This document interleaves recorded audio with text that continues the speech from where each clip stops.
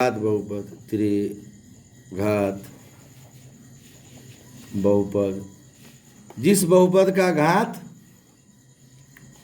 3 हो उसे त्रिघात बहुपद कहते हैं। चाहे वैसे बहुपद जिसमें प्रयुक्त चरों, मतलब प्रयुक्त उस बहुपद में जो चर उपयोग किया गया, प्रयुक्त चरों का अधिकतम घात 3 हो उसे त्रिघात बहुपद कहते हैं। बुझ रहे हैं? त्रिघात बहुपद कहते हैं।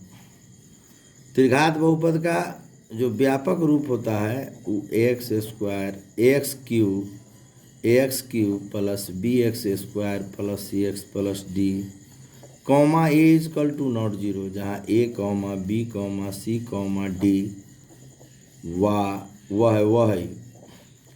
वास्तविक संख्याएं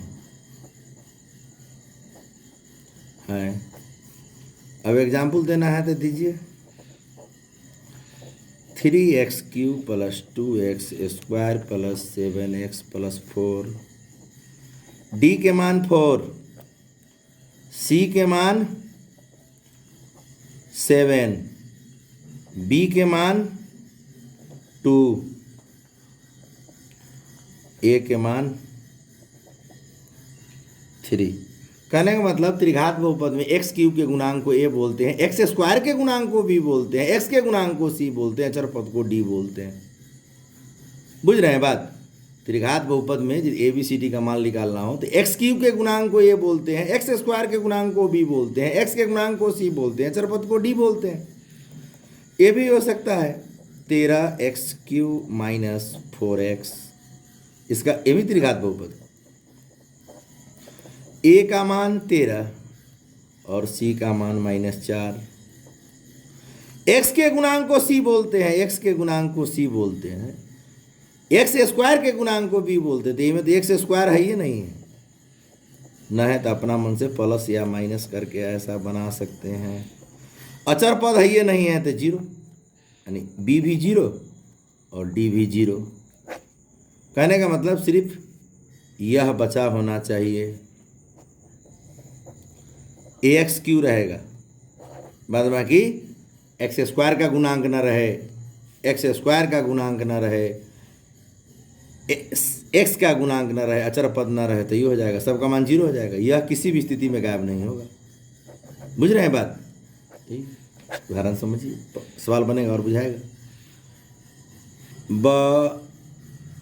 बहुपद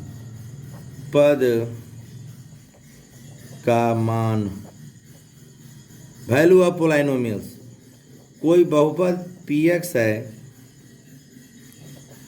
x square minus 4x plus 10, कोई बहुपद, इसका मान ज्ञात करना है। कब? जब x बराबर 1 दिया हो, -1 दिया हो, कुछ दिया रहेगा तो क्या हो जाएगा, रख देंगे, क्या हो गया बोलिए, इसको जोड़िए, 1 के स्क्वायर होना होगा 11 - 4, 11 में से 4 गया तो 7, ये बहुपद का मान होगा। कुछ नहीं, सब सतमा में पढ़े, सतमा का आ गया, 9वां में पढ़े हो जाएगा। बहुपद दिया रहेगा, एक्स का जो मान रहेगा एक्स के स्थान पर रख देंगे, कैलकुलेशन करेंगे, गणना करेंगे, जो आएगा सो बहुपद का मान होगा। PDF में भी भेजा गया है। बहुपद के शून्यक, कई मिनट हो गया, बहुपद के शून्यक चाहे का शून्यक, बहुपद का शून्यक, के शून्यक भी चलेगा, शून्यक, पोलाइनोमियल्स, 0 ऑफ पोलाइनोमियल्स। तो किसको कहते हैं शून्यक, सो समझना है। शून्यक वह अज्ञात राशि है जो किसी बहुपद में चर के स्थान पर यदि उसको रख देते हैं तो उस बहुपद का मान 0 हो जाएगा। ऐसे भी मौखिक बोल सकते हैं, बहुपद वह अज्ञात राशि है जो किसी दिए गए बहुपद में चर के स्थान पर यदि रख देते हैं, चर मतलब x होगा तो x, y होगा तो y, तो उस राशि को उसका शून्य कहते हैं। चाहे सॉलिड परिभाषा भी है इस प्रकार, चरों का वह विशेष मान जिससे बहुपद में रखने पर मान 0 प्राप्त हो उसे बहुपद के शून्य कहते हैं। शून्य समझा रहे हैं, शून्य निकालना नहीं समझा रहे हैं, वो आगे समझाएंगे। अपना मन से मान लेते हैं कि एक यह बहुपद है x square minus 2x plus 1, यह बहुपद है। बुझ रहे हैं? हम इसमें 1 रख देते हैं। यदि 1 रखने से शून्य चलाएगा तो इस बहुपद का शून्यक एक शून्यक 1 भी होगा। तो रख दिए 1 के स्क्वायर 1, और ये इतना हो गया, ये हो जाएगा इतना। एक लाइन फाजिले लिखा गया, चलो लिखा गया तो काट दो, इसको जोड़ दो तो 2 - 2 0 आ गया। इसका मतलब इस बहुपद का शून्यक 1 है।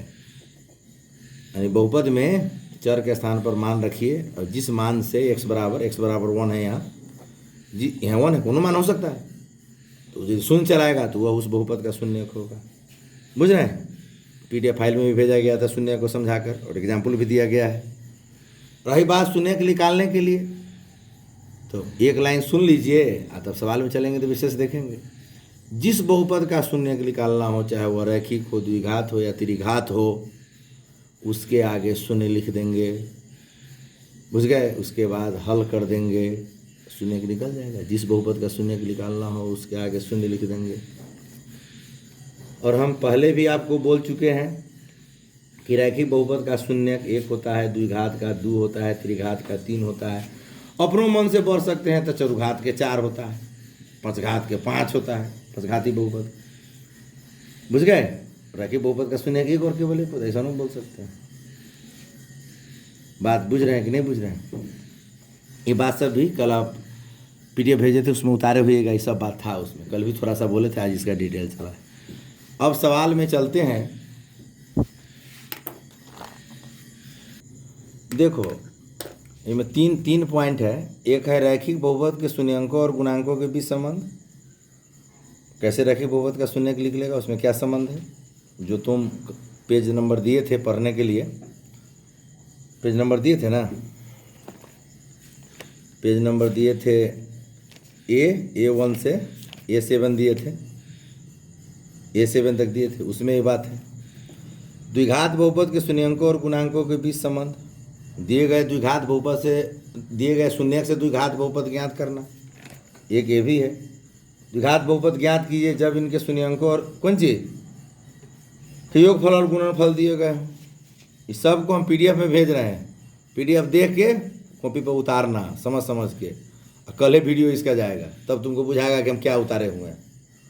द्विघात बहुपद के शून्यंकों और गुणांकों के स्वयं गुणा कर करके समझाएंगे कैसे कैसे है, सो पहले तू स्वयं करना। त्रिघात बहुपद के शून्यंकों और गुणांकों के बीच संबंध। फिर है त्रिघात बहुपद के दो शून्यंकों के गुणनफल, बुझ गए, का योग, और त्रिघात बहुपद के शून्यंकों का योग, कॉमा दो शून्यंकों के गुणनफल का योग, और फिर गुणनफल। 3 बात है। इस तीनों को भेज रहे हैं, जो A1 से लेके A8 तक 7 तक तुम पढ़ा है, कल रीडिंग दिया होगा, न दिया होगा तुम्हारी समस्या है। ठीक है? तो 3 पेज का PDF भेज रहे हैं, इस तीनों पेज को कॉपी पर उतारना, और कल हम समझाएंगे। बुझ गए? तब बुझाएगा कि कैसे कैसे गुना हुआ, और अगले से चालू होगा एक्सरसाइज। अभी तक मोटा मोटी तुमको 9 में समझाया जा रहा था, 9 में के बहुपद। अब इसमें से 10वां चालू हो रहा है, तो इस PDF को उतारो।